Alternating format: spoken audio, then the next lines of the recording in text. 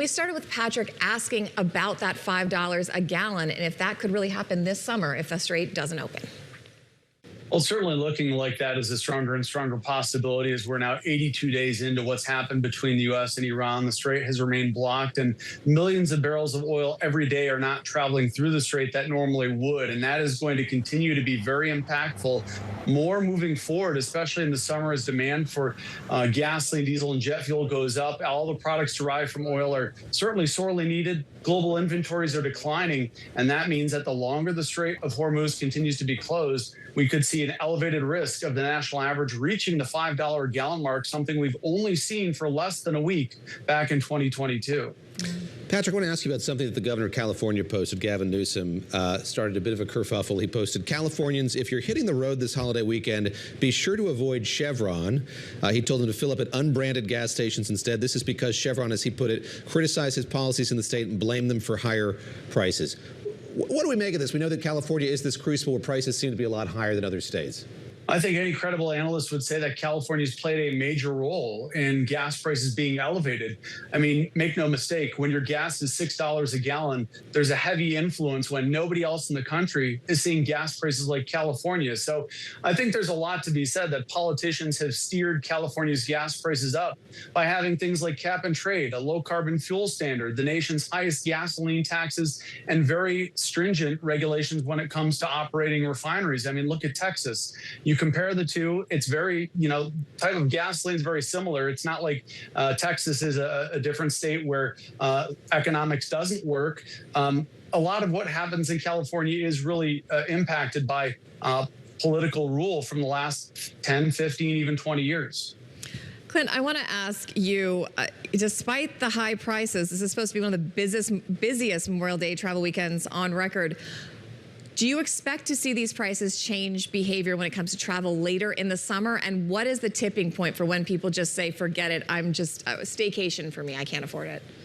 Yeah, we're getting there. I think so far the consumer has been remarkably resilient. In fact, we're seeing, as you mentioned, record-breaking demand. But I think we're close to that breaking point now. We just got new polls in the field from YouGov. I was just looking at them, and 32% of those we polled said if prices continue to rise, they may scale back their summer plans. So I think we're right at the edge there. But look, the airlines have been raising baggage fees. They've raised ticket prices over and over again. We're looking at summer airfare up between 20 and 30%. So far, that's not impacting bookings, but I have a feeling that's going to change if this continues. It's impacting my bookings. You guys keep nagging. It's becoming a running joke. You guys keep nagging on me to take a break, and every time I Google prices, I go, nope. Sorry, go ahead. Let me tease a bit more out of that, Clint, because I think since the last time we spoke, we saw Spirit Airlines go out of business, and that kind of made us newly aware of the pressure a lot of these airlines are under. Through the polling that you've seen, through what you've heard from airlines, how acute is the pain that they're facing, and how much has that been compounded by the energy crisis we've seen as a result of the war in the Middle East? Yeah, I mean, the truth is that the U.S. carriers are a little more insulated. Delta has a refinery, but also they've raised prices substantially to take care of some of that hit they're taking on jet fuel prices. But look, that's a huge part of their costs every day. And so, yes, fares are going up. They're raising bag fees across the board. Even Frontier, low-cost carrier, has said that it's raised fares 5 times since the war started, and they're seeing no resistance from consumers. So it's remarkable that people just want to travel. They don't seem to care. But with prices up, 30% for Europe, we're seeing 30 up to 40% higher airfare. It's going to start to change behavior here before too long.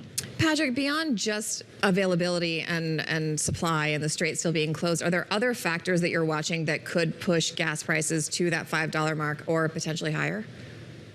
Well, we talk about things like jet fuel and gasoline, and it's all about refineries right now.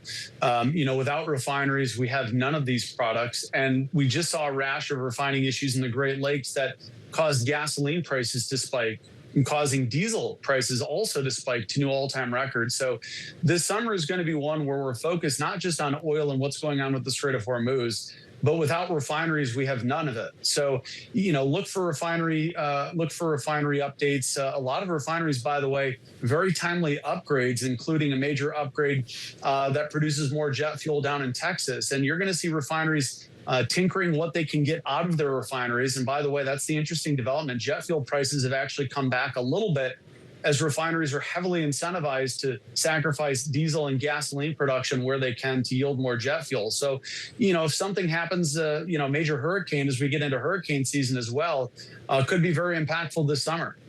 Clint, I think the age-old calculus when you're taking a trip, where a lot of people are taking a trip, is it worth driving? Is it worth flying? That's an economic consideration. It's a time consideration.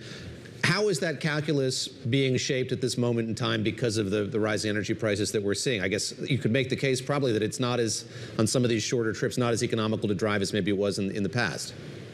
Yeah, I think that's true. But the truth is the rising cost of fuel increases prices across the board for everything when it comes to travel. So whether you're taking a road trip or you're trying to stay at a roadside hotel, the costs are going up for food, for transportation, for Uber. It's across the board increases. So it's not like you're going to get a great deal by driving instead of flying in most cases. Either way, you're going to pay more than you were last summer. All right.